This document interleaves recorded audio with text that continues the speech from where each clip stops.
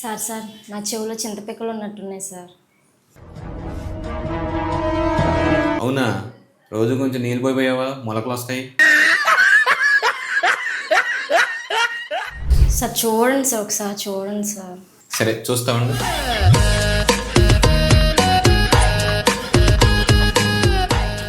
అది చింతపెక్కో కుంకుడు తొక్కో కాదు, దాన్ని ఇయర్ వ్యాక్స్ అంటాం.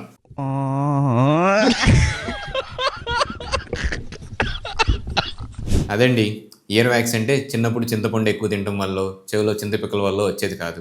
అది సహజంగా మన చెవిలో ఫామ్ అయ్యే ఒక ప్రొటెక్టివ్ లేయర్ అనమాట. దాన్నే మనం సెరమెన్ ఆర్ ఇయర్ వ్యాక్స్ అంటాం.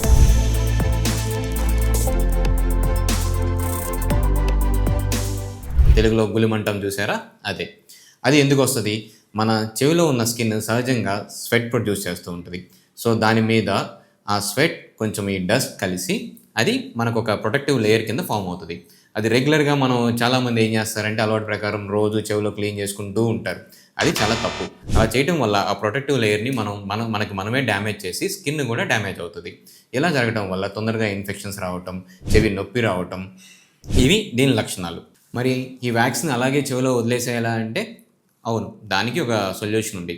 నార్మల్గా ఈ వ్యాక్స్ అనేది మనం మాట్లాడుతున్నప్పుడు దవడ మూమెంట్స్ వల్ల ఆటోమేటిక్గా అది క్లీన్ అయిపోతుంది.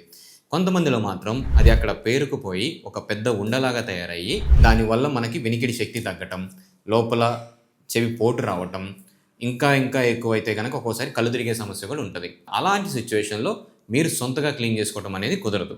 మీరు ఒక ఈఎన్టీ డాక్టర్ దగ్గరికి వస్తే దానికి సంబంధించి అది చూసి మరీ గట్టిగా హార్డ్ అయిపోయి ఉంది అంటే దానికి డ్రాప్స్ ఇవ్వటము, లేదు అంటే మా దగ్గర ఉన్న ఎక్విప్మెంట్స్తో దాన్ని ఎటువంటి ఇబ్బంది లేకుండా క్లియర్ చేయటమో జరగాలన్నమాట. అంతేగాని మీరు కనుక దాన్ని పెట్టి ఇంకా లోపల స్టఫ్ చేస్తే దాన్నే ఇంపాక్టెడ్ సెరమెన్ అంటాం. అప్పుడు ఏమవుతుంది, ఆ పక్కనున్న స్కిన్ అంతా కూడా డ్యామేజ్ అయిపోయి ఇంకా ఎక్కువ ప్రాబ్లం క్రియేట్ చేస్తుంది. ఓకేనా? సో మీరు ఎట్టి పరిస్థితుల్లో మీ చెవిని క్లీన్ చేయడం అనేది చేయొద్దు. Okay, thank you.